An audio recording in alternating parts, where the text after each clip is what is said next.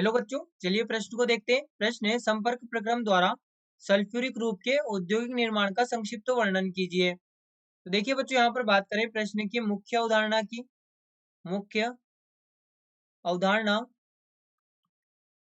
तो बच्चों यहाँ पर हमारे पास में सल्फ्यूरिक अम्ल क्या होता है। सल्फ्यूरिक अम्ल का अर्थ हुआ H2SO4। अब H2SO4 जो सल्फ्यूरिक अम्ल हमारे पास में, इसका यहाँ पर कई यौगिकों के निर्माण में प्रयोग किया जाता है।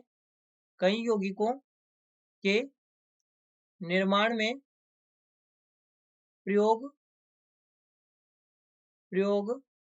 किया जाता है। इसके बाद में बच्चों जो यहाँ पर सल्फ्यूरिक अम्ल है, ये कई औद्योगिक प्रक्रमों में भी प्रयोग किया जाता है। कई, यहाँ पर इसे हम इस प्रकार से लिख सकते हैं, औद्योगिक रूप से भी अत्यधिक महत्वपूर्ण होता है ये। औद्योगिक रूप से अत्यधिक महत्वपूर्ण होता है।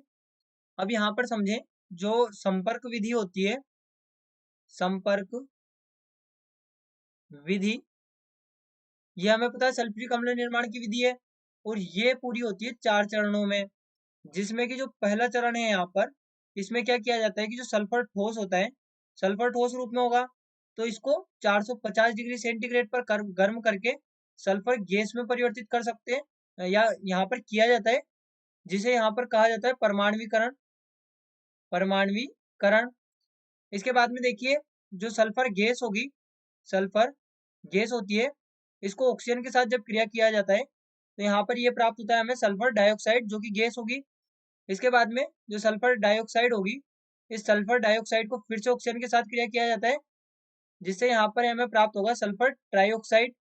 यह हमें सल्फर ट्राइऑक्साइड प्राप्त होती है, जो कि बच्चों एक ऊष्माक्षेपी यहाँ पर पद होता है, जिसमें -196.6 किलो जूल प्रति मोल ऊर्जा प्राप्त होती है।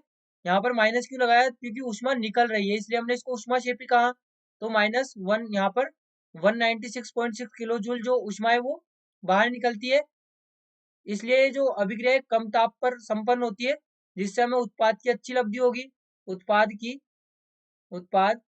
की अच्छी लब्धि। अब ऊष्माक्षेपी प्रक्रिया है, तो कम ताप रखेंगे तो अभिक्रिया यहाँ पर अग्र दिशा में जाएगी, तो उत्पाद की यहाँ पर हमें अच्छी लब्धि होगी।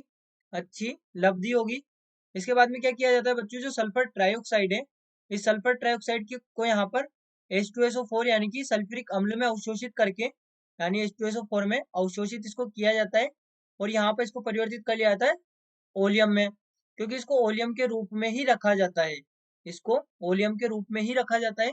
और जब हमें आवश्यकता होती है, तो हम यहाँ पर ओलियम को तनुकृत करके और आवश्यकता अनुसार यहाँ पर हम सल्फ्यूरिक अम्ल प्राप्त कर सकते हैं। जब हमें सल्फ्यूरिक अम्ल की आवश्यकता होगी, तो यहाँ पर ओलियम को तनुकृत करके हमारी आवश्यकता अनुसार सल्फ्यूरिक अम्ल प्राप्त हम कर सकते हैं। तो ये हमारे पास में सल्फ्यूरिक अम्ल निर्माण की संपर्क विधि हो गई, 4 पदों में, जो कि पूर्ण होती है।